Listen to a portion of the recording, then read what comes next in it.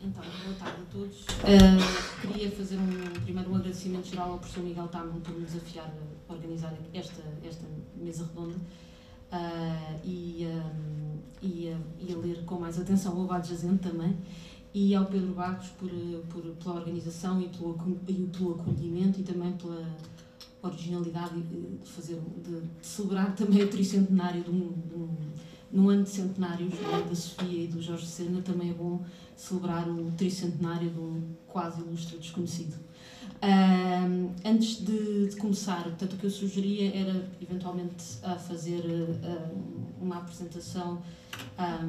Cada pessoa vai intervir-se vamos falar sobre 2 sonetos e sobre que as pessoas assim entenderem. Acho que todos têm os sonetos, não é? Portanto, se puderem, vão também iniciando essa leitura, porque vamos várias vezes remeter para eles. Se calhar antes de cada pessoa falar, ou então faço aqui uma breve apresentação.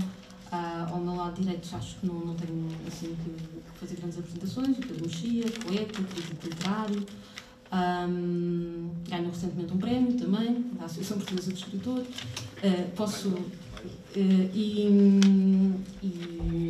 E acho que gosta de poetas com esta dicção, mas já nos vai falar sobre isso. O Nuno é professor na Universidade Católica e é sobretudo um pessoano, mas também é um leitor atento de poesia, e terá certamente muita coisa a dizer sobre os textos escolhidos. Depois na mesa temos realmente uma especialista do século XVIII, que tem duas importantes teses, uma tese de mestrado sobre Correia e Garção e depois uma tese de doutoramento sobre o Sário Verde, e portanto a Susana Rosa é também assim, uma das leitoras mais importantes desta mesa sobre poesia do século XVIII portuguesa. E a Teresa Bartolomeu também é professora na Universidade Católica, já escreveu sobre vários poetas portugueses contemporâneos e quer a nacionalidade portuguesa, não é? Diz qualquer coisa disso. Agora, com a vinda a Amarante, isso pode ser mais fácil. E a sua área, sobretudo, de estudos de literatura e religião.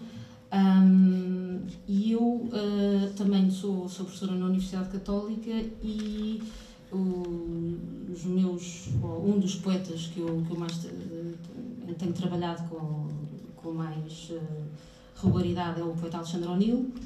E realmente o Alexandre O'Neill, para além de ter com Amarante uma relação de vir passar as férias aqui no verão, porque era muito amigo do Alexandre Pinheiro Torres, e o Alexandre O'Neill tem alguns dos textos talvez mais interessantes sobre o Abade Jazente. Quer dizer, o primeiro é o do professor Taman, depois veio o do Alexandre O'Neill, mas tem comentários interessantes, para além de na poesia do próprio O'Neill haver muitas vezes esse diálogo com o Paulino Cabral. Portanto, há pelo menos aquele verso célebre do O'Neill, que é o "dizem que me junqueiro e que me paulino", e essa referência. E, na verdade, o meu primeiro contacto com o Paulino, mesmo o nome Paulino, foi através do verso do O'Neill, porque antes sempre aprendi o Abade Jazente, não é? E, aliás, muitas vezes aparecia esse erro nos livros, nos manuais, que era Abade Jazente. Então, depois, só mais tarde, é que percebi essa relação. Então, a primeira pergunta que eu deixava a todos, já depois cada um pode responder, era o que é que mais gostam na poesia do Abade Jazente. Antes disso, eu gostava só de dizer 2 coisas, ou pelo menos a minha visão sobre o Paulino Cabral e deste parentesco que eu encontrei com o Alexandre O'Neill, que eu acho que é interessante. Não me interessa tanto a questão mais satírica de criticar os costumes que normalmente se atribui ao Alexandre O'Neill, e que, na verdade, esse parentesco é um pouco esta ideia de que o O'Neill pertenceria a esse clube de poetas do século XVIII que só faziam isso, a sátira. Mas há um tópico que me interessava mais, que é a ideia da recusa da eternidade. E aqui a recusa da eternidade em dois sentidos, que é, na verdade, também um termo, a questão da eternidade, vem num ensaio preambular do Mário Gonçalves Viana, em que ele separa a produção poética do Abade Jazente, dizendo que há poemas que são para a eternidade, que são daqueles em que ele é o poeta com o P maiúsculo, e depois há os outros poemas em que ele, que é o efêmero, fala do efêmero da poesia. Eu realmente essa parte do efêmero que eu vejo aqui com mais dignidade do que parece dizer aqui o Mário Gonçalves Viana, porque parece que é uma poesia menor, que me interessa mais. Portanto, que, sobretudo, a recusa da eternidade, por um lado, por uma poesia que é mais atenta à captação daquilo que é efemeridade, episódios do cotidiano, menos adornada do ponto de vista também retórico. E depois também outra ideia interessante da recusa da eternidade é um bocadinho esta ideia de que, como disse o primeiro editor, o Paulinho Cabral, o Bernardo Farroupo, que nos fala da grandíssima indiferença do Abade Jazente pela glória literária. Portanto, esta dupla acessão. Gostava ainda também só de terminar, antes de passar a palavra, e gostava que, se pudéssemos depois começar com o primeiro poema, que eu acho que é o poema das Perdizes, o soneto. Não é? Exatamente. Gostava também, que podia ser uma pergunta geral, também para todos, para além de talvez cada um tentar fazer este exercício do que é que mais gosta na poesia, não é? Do que é que interessa mais na poesia do Abade Jazente, uma outra que é sublinhar aqui um comentário que o Alexandre O'Neill fez. Portanto, o Alexandre O'Neill escreveu um texto pequeno, crítico, sobre um poema do Abade Jazente, aquele poema da carestia de vida, sobre o preço dos vários produtos, e depois ele termina assim. Diz que, portanto, nesse poema, um dos temas que ele escolheu foi o aumento do custo de vida. Paulino, excelente e curioso poeta, não se ficou pela compunção de chorar sobre o terremoto de 1755, ou de celebrar a figura do Marquês de Pombal quando este expulsou os jesuítas, portanto, esta vertente possivelmente mais de poeta com P maiúsculo. Essas eram, digamos, as suas saídas oficiosas para o mundo, e esta é a parte que me interessava. Do universo em que vivia, e que universo é que Paulino extraía a suave força persuasiva dos seus melhores poemas. E então eu gostava de tentar responder em que é que consiste esta força persuasiva dos sonetos do Paulino Cabral.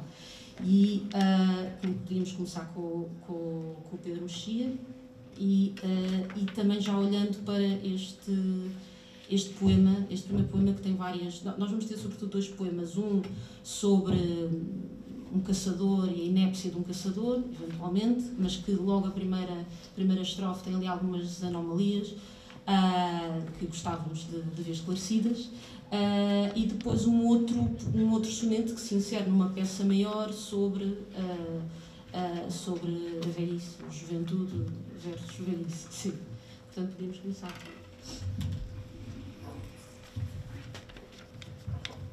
Boa tarde a todos, obrigado pelo convite para estar aqui. Há várias coisas que me interessam na poesia do Abade Jazente. Já vamos falar nesta questão onomástica, qual é... Já falámos ao almoço, divergimos sobre qual é a melhor maneira de nomear o poeta, mas interessa-me o facto de ele ser aquilo que se costuma chamar um poeta menor, porque os poetas menores não têm um caderno de encargos e, portanto, é mais fácil nós aproximarmos da sua poesia sem termos chaves de leitura patriótica, moral, ou seja o que for. E nesse sentido eu estou totalmente de acordo, com quase tudo o que a Joana disse, inclusivamente este aspecto. A parte propriamente de moral interessa muito pouco, não só porque há muitos poetas que fazem o que o Abade Jazente faz nestes poemas, em termos de ridicularizar os vícios e os hábitos e tudo isso. Nunca me parece ser a parte mais interessante de nenhuma poesia, mas interessa-me a aparente, sabemos, ou pelo menos a própria volume de produção, a quantidade de poemas que escreveu, tudo o que disseram as pessoas que sobre ele escreveram, sobre a sua facilidade em escrever, sobre o facto de lhe encomendarem poemas, de fazer quase poemas a pedido, de ser uma espécie de animador de soarés devido à sua facilidade, significa que é possível, num poeta como estes, abordá-lo com uma certa deflação, que é uma palavra evidentemente fundamental para um poeta como o Alexandre O'Neill. Também foi no Alexandre O'Neill que eu descobri pela primeira vez este Dizem-me Paulino, e eu não não sabia o que é que ele queria dizer com isto, fui à procura se havia alguma palavra, algum significado paulino que me escapasse, e depois percebi o que é que ele se estava a referir, e também, tal como a Joana, curiosamente, sempre achei, ou melhor, achava, quando eu vi pela primeira vez, que se tratava de um abade jazente, talvez depois de um bom almoço, ou coisa do género, indo ao encontro dos tópicos sobre abades e almoçaradas. Portanto, um abade que estaria a jazer na sua cesta, provavelmente, pós-prandial. Interessa-me também um aspecto que tem muito a ver, não apenas com o conteúdo, digamos assim, mas com a questão da assinatura, que é a ideia dos padres na literatura. Dos padres no sentido do ato, dos clérigos. Desde o Frei Agostinho da Cruz ou Daniel Faria, passando pelo Vasco Miranda, temos uma série de experiências na poesia portuguesa, desde os tempos em que Portugal era um país católico até hoje, de frades arrábidos, de mais ou menos místicos, nós nunca somos bem místicos, até padres despadrados, até padres conciliares, pós-conciliares, e a diversidade que o pensamento católico e que a vivência católica, e se quisermos aqui incluir aqui o Rui Belo, estudante de teologia, etc., a vivência que a questão do catolicismo, do cristianismo, mas em Portugal na sua versão católica, as relações que isso foi mantendo, que essa faceta foi mantendo com a poesia portuguesa de formas muito diferentes e que, aliás, continuadas ainda hoje na poesia do José Tolentino Mendonça.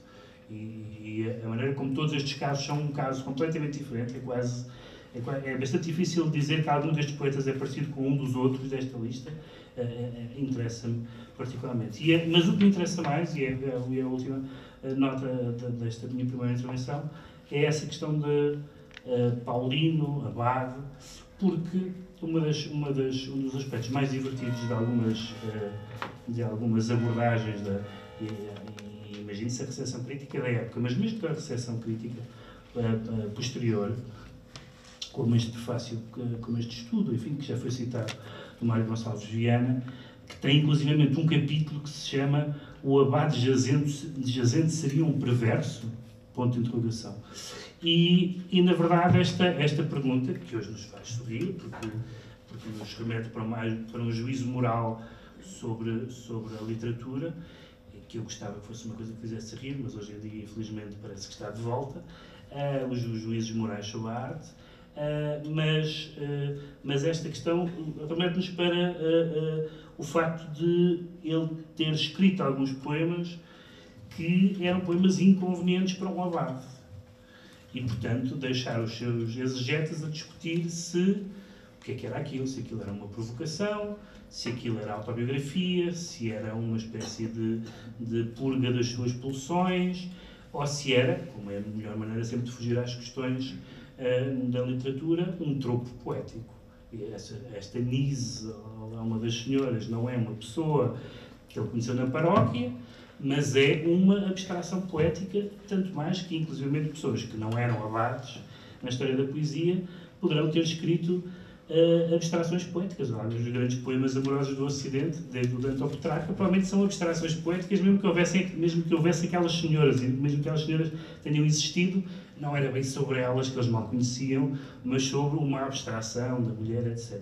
E, portanto, um poema como este primeiro soneto, é um poema particularmente que não tem nada a ver com este tema, com este tema do poeta. Eu notei uma frase que gostei muito do Júlio de Castilho: poeta folgazão e almiscarado, que é uma bela qualificação de ser um poeta almiscarado, é uma coisa que se deve almejar. Mas este soneto, que pode ter muitas leituras, como qualquer poema, naturalmente, mas este poema das Perdizes, eu tentei fazer uma sinopse para mim próprio sobre este poema, sabendo que um poema é justamente aquilo que não é passível de sinopses, mas a minha sinopse deste poema seria uma coisa como: o que é a poesia? A poesia é ir às perdizes e não apanhar perdizes, mas o que são as perdizes? Ou seja, eu vejo neste poema, como noutros, um puro jogo temático,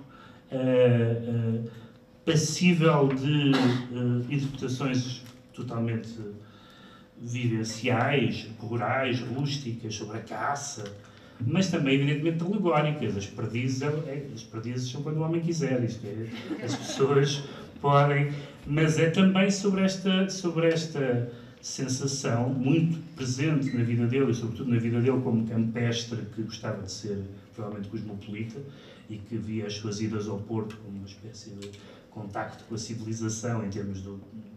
Estamos a falar em termos de conversa literária, em termos de pessoas com os mesmos interesses, etc. Mas da vida como uma espécie de caçada frustrada. Fui à caça e não trouxe nada. E, portanto, isto pode ser uma descrição relativamente desinteressante sobre uma caçada, propriamente dita. Abrindo as portas a uma leitura alegórica pode ser sobre qualquer coisa que nós queiramos, incluindo o próprio poema. Como, aliás, não me querendo antecipar, o outro soneto, de que nós vamos ver daqui a pouco, em que o soneto é escrito enquanto não pode ser trocado por uma coisa melhor que um soneto, que é um ajuntamento. No momento em que o poeta se levanta e vai embora. Porque um ajuntamento é melhor que um soneto. E, portanto, essa liberdade de escrever um poema como este, que é muito mais interessante para mim do que qualquer poema satírico, no sentido dos defeitos destas pessoas e dos ensinamentos morais que o poeta nos traz, é esta liberdade dos poetas menores, ou do tom menor mesmo em poetas maiores, que mais me interessa na poesia do Abade Jazente. Então, posso passar à Susana, depois ao Nuno e à Teresa, o que é que preferem? Tanto faz? Passava à... Ah, é? Está bem. Então agora é o Nuno. Como é que vês? Se vês perdizes em sentido alegórico ou não? Desde já, boa tarde a todos. Muito obrigado também pelo convite. Aquilo que eu mais gosto no Abade Jazente é a facécia, e portanto acho que concordo com o Pedro. Os meus poemas preferidos são aqueles em que parece que não se passa nada e mesmo assim acabam em sonetos. E este soneto é um exemplo extraordinário disso. É extraordinário porque se trata de um caso, uma descrição de uma caçada, mas de uma caçada que não correu bem. E é muito engraçado, se olharmos para este poema, vemos uma data de coisas... Se olharmos com muita atenção para este poema, vemos uma data de coisas realmente estranhas. Em primeiro lugar, há várias palavras maiusculadas. Eu não sei se isto, se calhar sou eu a sobreler alguma coisa, mas há um rocha, há uma velha, há um caçador, há um distrito, há países e há perdizes. E estes são, na verdade, os protagonistas e os locais onde a história, ou este breve relato, parece ter lugar. Mas, ao mesmo tempo, parece, se olharmos para as palavras distrito e países, são claramente hipérboles. Eles não andaram por países. Países aqui significa muitos lugares. Distrito também parece demasiado largo para aquilo para o lugar onde eles eventualmente terão estado. E, portanto, este lado hiperbólico dado por estas duas palavras pode levar a pensar que as coisas neste poema não querem dizer bem o que querem dizer. E talvez as perdizes não queiram dizer realmente perdizes. Há outro problema que é, neste poema há vários animais. Há um gato, há perdizes, desde logo, claro, um gato, um cabrito, um cão e também há um caçador. Mas todos estes animais se caracterizam, à exceção do gato, por não conseguirem fazer coisas. Reparem, as perdizes não conseguem ser caçadas. O cão não consegue apanhar o cheiro às perdizes. O cabrito não consegue saltar o regato. E o caçador, se aceitarmos que o caçador pode ser um animal, também não consegue caçar.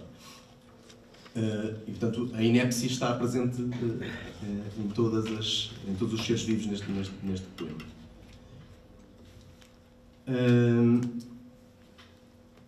Eu quando estava a ler o poema, A primeira coisa em que reparei, a primeira leitura que fiz foi, e que me causou de imediato algum estupefacto, tal como o caçador, foi o verbo arrotar. E o verbo arrotar, numa acessão comum, significa eructação, eructar. E eu acho que neste poema o verbo arrotar significa 3 coisas. Havia uma outra coisa que eu imediatamente percebi, que arrotar também significa arrotar costas de pescado, e portanto o caçador, o rocha erudito, e a erudição aqui tem a ver com arrotar no sentido de jactância, de basófia. E depois significa uma terceira coisa que eu não sabia, mas que fui pesquisar, e também é assim que se lê em poemas. Arrotar significa o barulho específico que a perdiz faz quando levanta voo. Havia outra coisa que eu também não sabia e que também descobri quando estava a pesquisar. Eu só conhecia a palavra chofre na expressão de chofre, qualquer coisa que se faz de súbito ou de repente. Mas chofre também quer dizer especificamente o tiro que se dá quando a perdiz levanta. Portanto, estas palavras são técnicas. O poeta está a usar as palavras de um modo muito específico. Se quisermos ler a primeira estrofe com alguma atenção, temos desde logo problemas, como a Joana estava a dizer. Há ali muitos problemas. Eu não consigo perceber exatamente a que é que se refere o pronome de complemento indireto lhe no quarto verso. Atirar-lhe. A quem é que o caçador atirou? Quem é que é o alvo do disparo? É estranho, porque supostamente seriam os perdizes. Será isto uma gralha? É difícil de perceber. Há outra coisa que eu não percebi logo e continuo sem concluir grande coisa, que é a expressão, o conjunto de palavras mas foi. Em conversa com a Joana, chegámos à conclusão que poderia ser qualquer coisa como deu-se o caso de. E deu-se o caso de, e depois começa a contar que história é esta.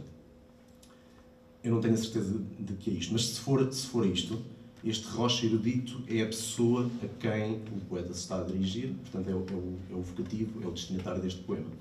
Isto faz sentido. Então, eu bem as vi, ao rocha erudito, eu bem as vi as perdizes, e vi-as arrotar, ou seja, esvoaçar, ou arrancar em voo, tão de chofre, dentro do mato, que o caçador ficou aparvalhado, estupefacto, e em lugar de disparar-lhes, deu um grito, assustou-se. O problema aqui é o lhe. Tirar-lhe. Se isto não for uma gralha, então a que é que se refere?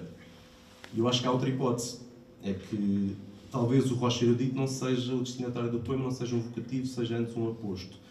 E eu bem as vi, mas foi ele, rocha erudito, arrotar tão de chofre. Quem arrotou tão de chofre, neste caso não seriam os perdizes, seria o rocha erudito. Então o rocha erudito estaria no mato e de algum modo teria feito teria representado ou passado a assumir o papel de perdiz, e essa surpresa para o caçador resultou num grito em vez de um tiro.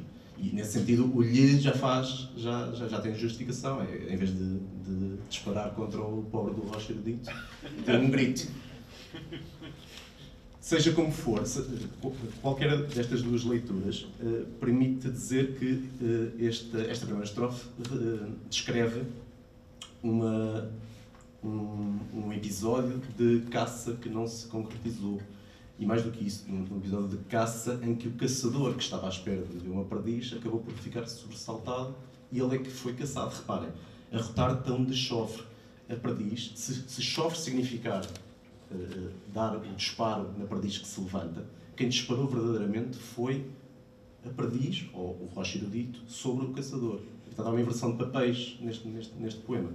E eu acho que isto faz pelo menos desta primeira estrofe, uma glosa daquele verso famoso do Camões. Transforma-se o caçador na coisa caçada. E todo o episódio parece ser um relato disto. É um caçador que se transformou numa coisa caçada. Reparem, eles depois não conseguem passar ao distrito para onde supostamente as perdizes terão ido. Parece ser um lugar de difícil acesso. Depois chega à noite e ao outro dia também não dão com as perdizes e no final é toda esta história que tem para contar. Não é grande coisa, não é uma grande história, mas foi isto que se passou, é isto, dá para dizer. E não sou menos por isso que eu gosto desta conselho. Pensei que isto ao primor não desvia.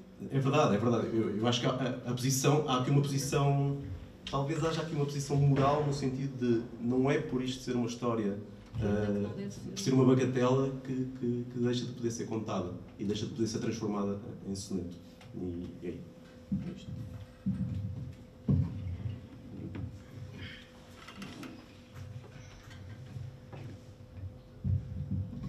Boa tarde a todos.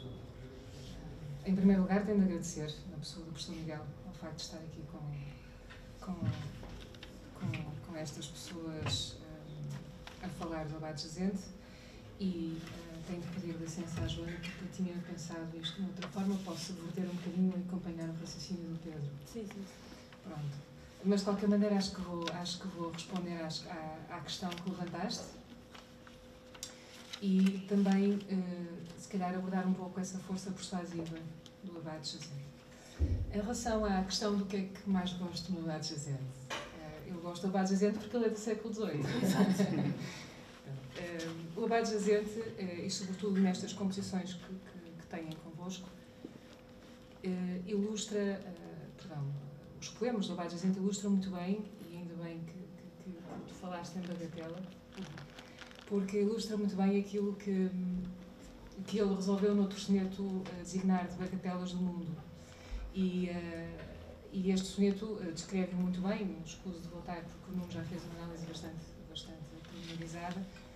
Temos um episódio de caça às perdizes, que constitui uma situação comum e banal, narrada num soneto que não terá, aparentemente, outro objetivo que o de atualizar este rocha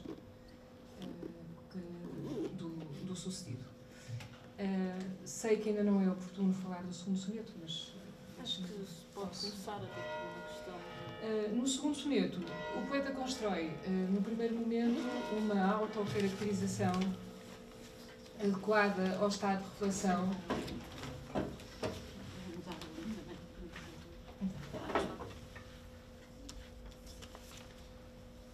Não dá para mudar.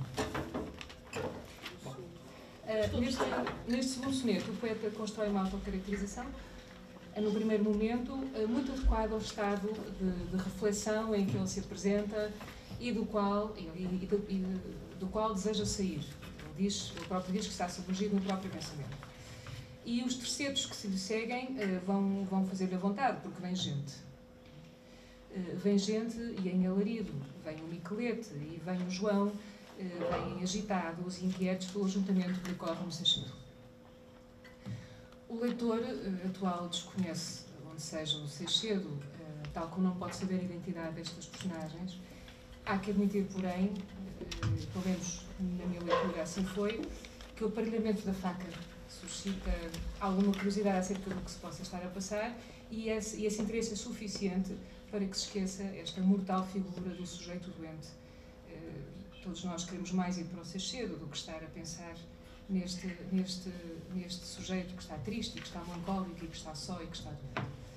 Estas bagatelas, e aqui é que está a questão, estas bagatelas que o Abade Jazente tomou como assunto das suas composições são, de facto, o resultado de um processo muito sério e muito profundo de reflexão sobre a poesia que foi desenvolvido pelas Arcádias na segunda metade do século XVIII e que se empenharam seriamente na restauração do bom gosto nas letras portuguesas.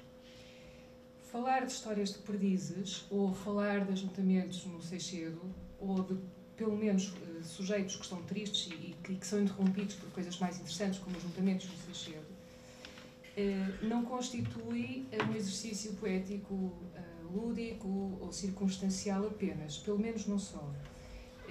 Este tratamento de assuntos comuns em poesia só se tornou possível porque estes arcades, no esforço de expurgarem a nossa poesia do excesso que o barroco teimava em impor, se depararam com a necessidade de representar a realidade, tal como ela era. E neste processo de aproximação à realidade, o imperativo da originalidade conduziu à constatação de que os assuntos que se tratavam até então e que eram preenchidos por personagens etéreas, por deuses, por ninfas, por coisas muito abstratas, já não faziam sentido. E, portanto, estas bagatelas de Paulino Quedal, ainda que possam parecer só bagatelas, nunca teriam sido possíveis no outro tempo. Não desta maneira. E, portanto, eliminado este conjunto de personagens estranhas e alheias àquilo que era a realidade então, são estes assuntos comuns, precisamente, que passam a constituir a matéria poética, sejam eles, lá está, uma caça às perdizes ou um estado depressivo que é interrompido por algo mais interessante que se há de estar a passar. Esta é uma questão que eu gostaria de deixar aqui. A segunda tem a ver com a linguagem como esta realidade é dita, porque nós não temos muita dificuldade em perceber o que ali está escrito. Não precisamos de habilitações especiais para perceber aquilo que o Abade está a escrever. E, portanto, esta linguagem tem que estar adequada aos novos assuntos. Não se vai falar de perdizes com uma linguagem que ninguém entenda. E, portanto, há sem dúvida uma adequação da linguagem à nova matéria, cumprindo aquilo que Paulino disse no outro soneto, de dar, vou citar, o nome às coisas dar com claridade. E esta claridade importa para que ele próprio seja percebido. E esta intenção é evidente quer no soneto das perdizes, quer no segundo soneto. Uma terceira questão que decorre destas duas questões anteriores, quer de uma nova realidade e de uma nova linguagem, prende-se com o leitor. Porque se todos os assuntos podem constituir matéria de poesia, e se os mesmos assuntos forem ditos numa linguagem objetiva e prosaica, não obstante o uso do soneto, como é que o leitor se pode interessar por bagatelas?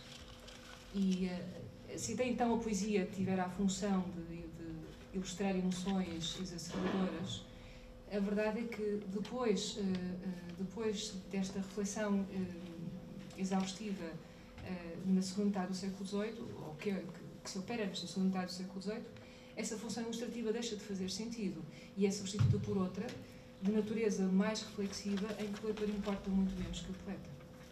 E, portanto, estes exercícios poéticos pelos quais o Abade é, de facto, responsável, mais do que representarem, ou mais do que exacerbarem ou provocarem em nós sensações extraordinárias, vão proporcionar, certamente, motivos de reflexão sobre outras coisas que não importam diretamente ao leitor.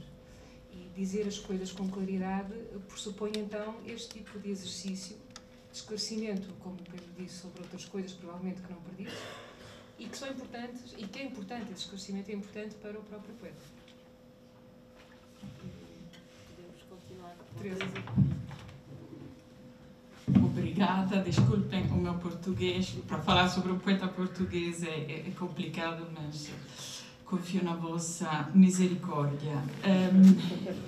Eu vou tentar explicar porque gosto deste poeta exatamente a partir da leitura destes dois poemas, destes dois sonetos, que para mim são sonetos paródicos.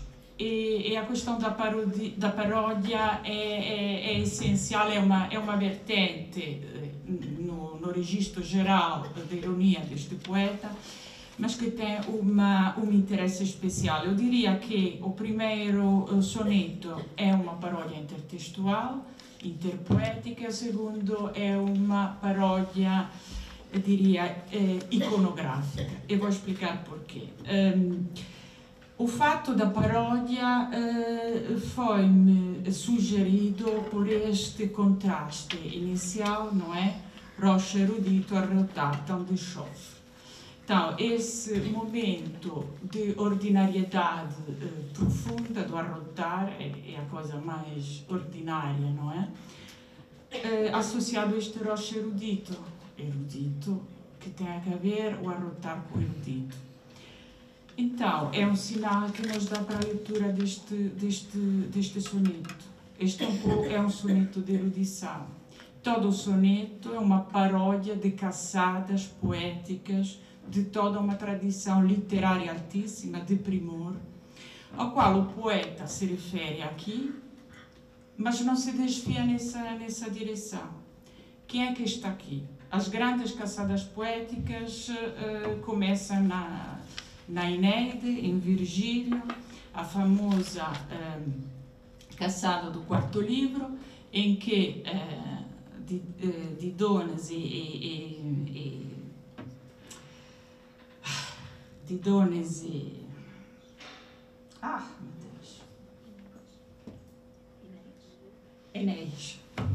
Didone e Enéas não caçam nada, porque vão acabar numa caverna, e a caçada é uma caçada erótica.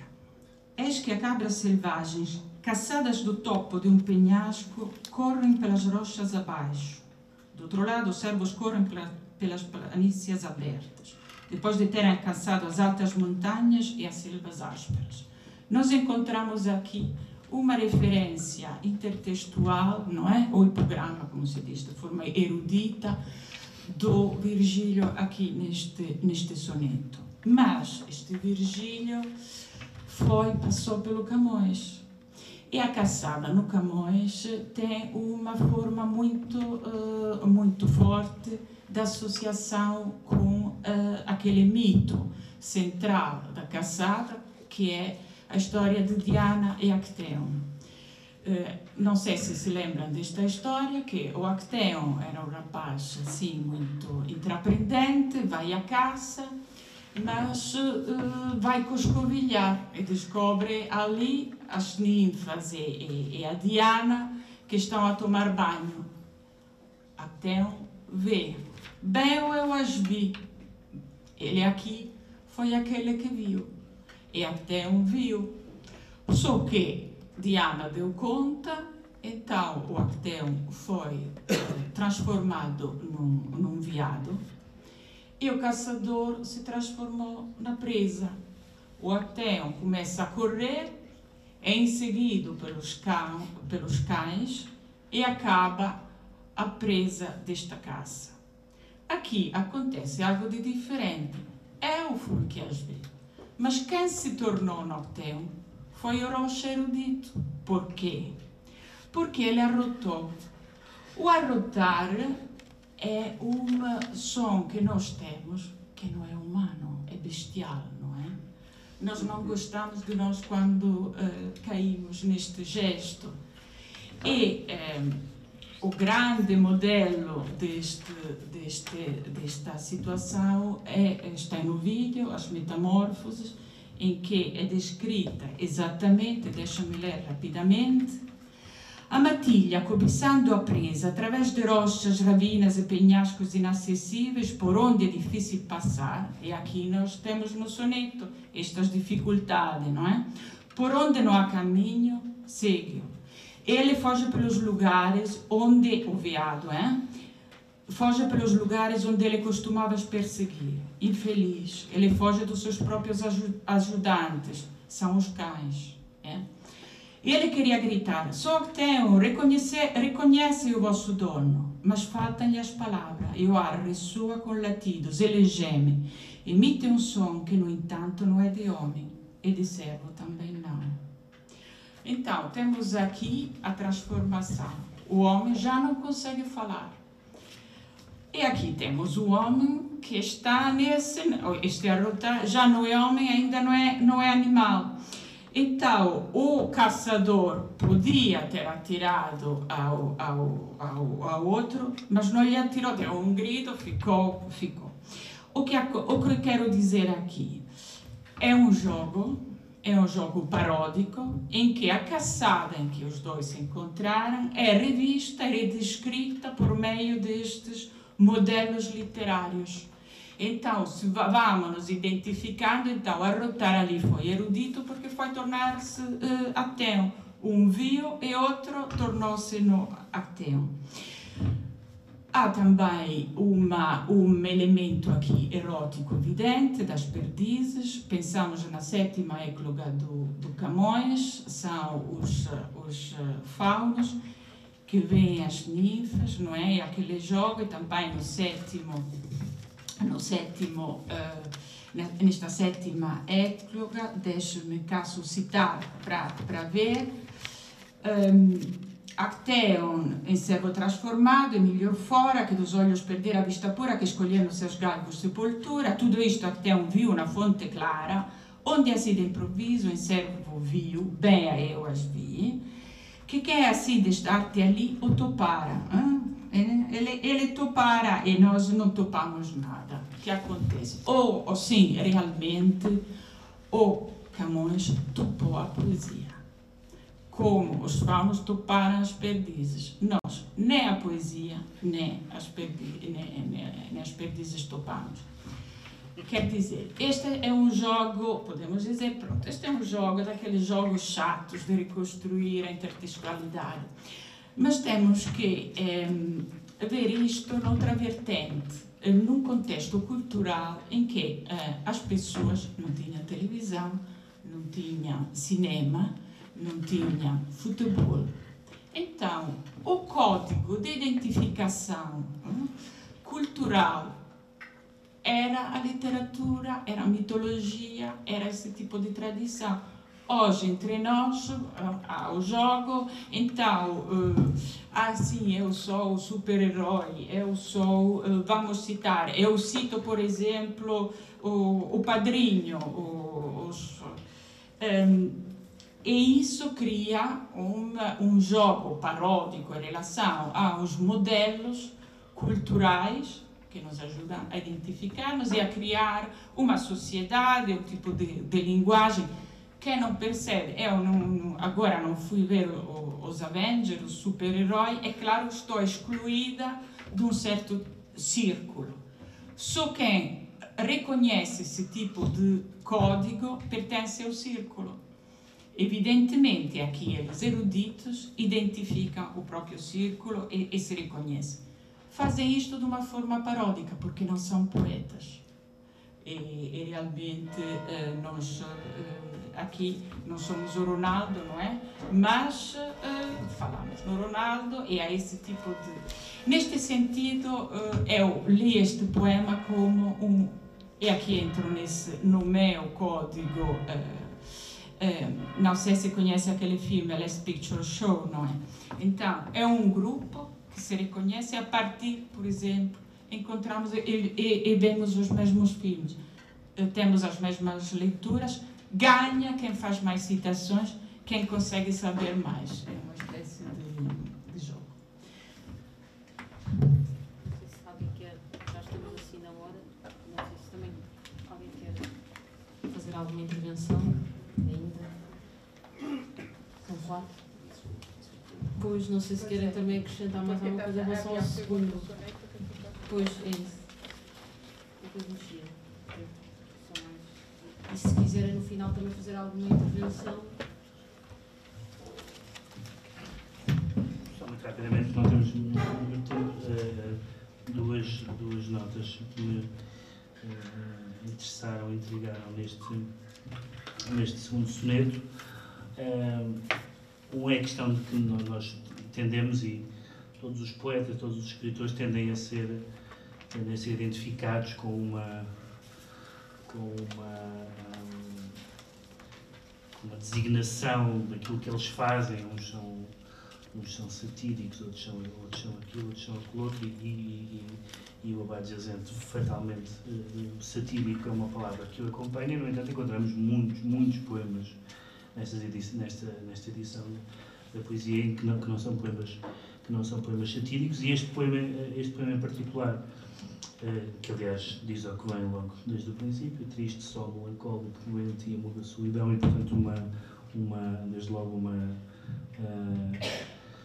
visão disfórica da vida campestre, que em alguns momentos ele parece estar mais pacificado, mas que noutros não está tanto quanto isso. Mas o que me interessa mais no poema são estes dois momentos: o momento em que ele diz submergido no próprio pensamento, que me parece que ele também fala muito de doenças, e submergido no meu próprio pensamento parece-me ser uma doença que vai engolir boa parte da poesia portuguesa posterior. Quem é que está submerso no próprio pensamento? Está o Antero, está o Ângelo de Lima, está o Pessoa, são tudo pessoas que sofrem dessa doença que ele aqui antecipa, embora esteja evidentemente muitas gerações antes e com outro tipo de noção da vida mental e tudo isso. E depois este ajuntamento, eu também não sei exatamente o que está aqui em causa, também não sei o que é o Seixedo, nem onde nem sei quem é o João, mas o que é certo é que há aqui o poema acaba de uma forma aparentemente positiva, visto que é alguém que espera que venha gente e vem gente, e portanto é muito positivo que venha gente e que vir gente significa, neste caso, dar o poema por concluído, mas a última palavra do poema é faca.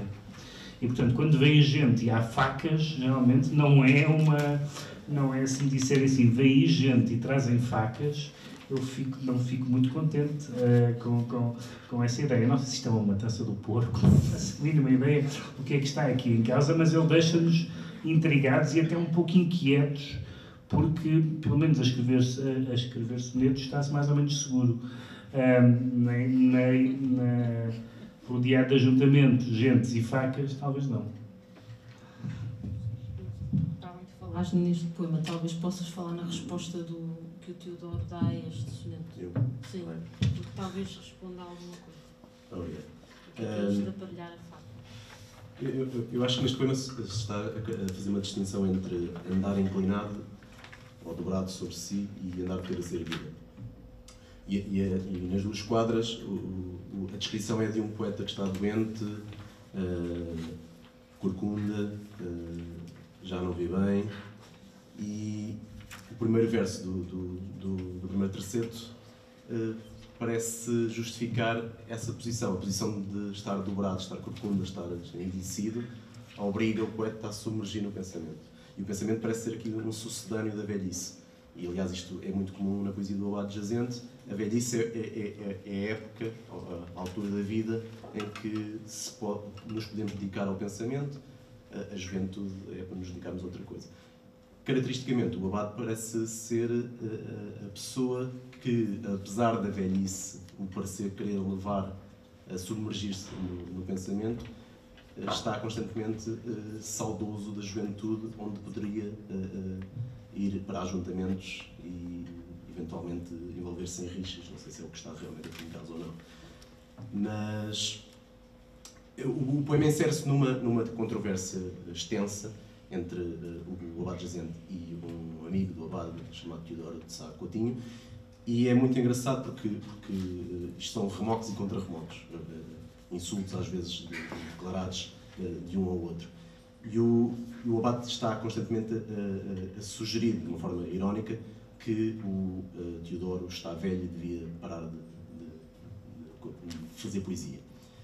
E o Teodoro diz que, apesar de ser mais velho do que o Abade, provavelmente vai morrer depois do Abade, porque ele andará má vida e não sei o quê. E é engraçado porque o poema que se segue, que é a resposta do Teodoro a este poema, e isto acontece em várias das respostas do Teodoro, recupera algumas das imagens do poema do Abade e sugere que as pessoas que lá vêm não são amigos que o vão levar para qualquer coisa divertida, como parece acontecer no poema do Abade, mas são cobradores de dívidas, porque se o Abade se vai continuar a dedicar à má vida, provavelmente vai arruinar-se e vai suscitar que cobradores de dívidas, aí sim com facas, lhe apareçam à porta. E reparem, eu vou citar só os últimos versos. Isto não pode ser, isto é o poema com que o Teodoro responde a este poema do Abade Jazente. Isto não pode ser, isto é matraca. Ou são faltas paulino de dinheiro, que a nossa bolsa às vezes é velhaca. Mas tem mão, já lá vem pelo terreiro. Quem te alegre, João prepara a faca, que é chegar o socorro do rendeiro. E aqui o socorro do rendeiro parece ser as pessoas que vêm ajudar o rendeiro, o cobrador de dívidas, a saldar a dívida que eventualmente o Abade teria por se ter arruinado, por ter continuado, por ter persistido na má vida. Só para concluir, eu acho que este poema acaba por ser uma versão também do anterior, que é, para o Abade Jazente, a velhice é uma imposição, mas o que é bom é andar às perdizes.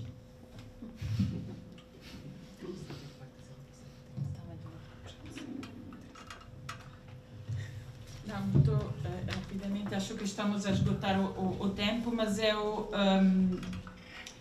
falei que há aqui uma paródia iconográfica, agora não tenho a possibilidade de...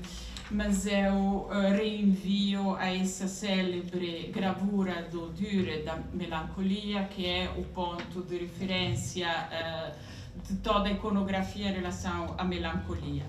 Apresenta uma mortal figura, não se sabe bem se é homem ou mulher, é interessante porque há uma componente andrógena, sentada com o cabelo reclinado e com essa atitude,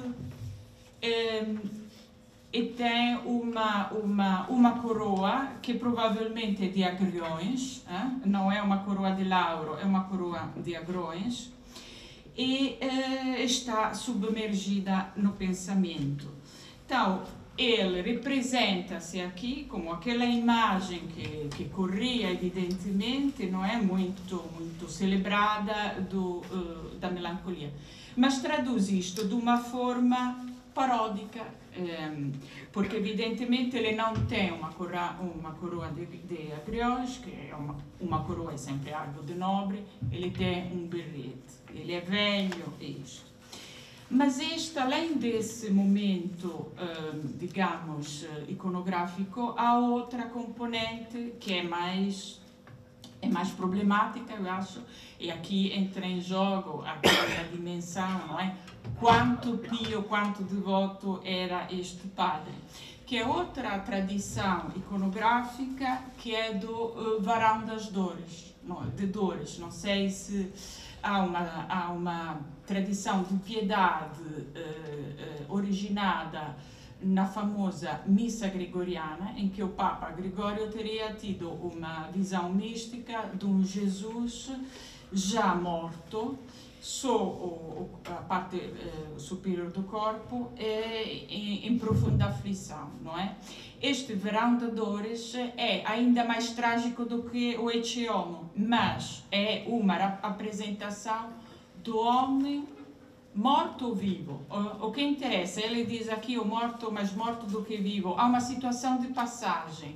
Essa imagem do Verão das Dores é morto, mas está sempre erguido. Então, ele aqui faz este jogo de identificação, que evidentemente é problemático, e pode dizer isso é muito extremo, mas eu tenho esta é outra, é sempre o Dürer, é para ver, esta posição, e o Dürer representa o Verão das Dores, era muito comum esta imagem, e a melancolia como apresentação da miséria humana. E há entre as rimas sagradas do Torquato Tasso, um poeta italiano muito conhecido do fim do século XVI, queria só dizer que ele fala na noite de Natal, é um hino à Virgem, e diz naquela sagrada noite: Deus se fez homem, o feitor se fez feito, e tu, Virgem, deste à luz esse Deus que se fez em carne de mortal figura que é exatamente a expressão que aqui no soneto. Eu não sei, aqui os especialistas dirão se efetivamente o Abade de Jazente conhecia o Torquato Tasso. O que interessa é ver esta identificação da mortal figura como o cúmulo da miséria, que é a melancolia, mas Jesus será o rei da melancolia. Eu identifico-me nesta, mas efetivamente eu tenho um berrete sujo, estou cheio de dívidas, mas eu utilizo a faca. Na gravura do Dürer há realmente uma serra, mas vista assim pode parecer uma faca. Esta faca que é, eu vou utilizá-la, vou recorrer, vou sair da gravura, vou entrar na vida, vou fazer qualquer coisa, pronto.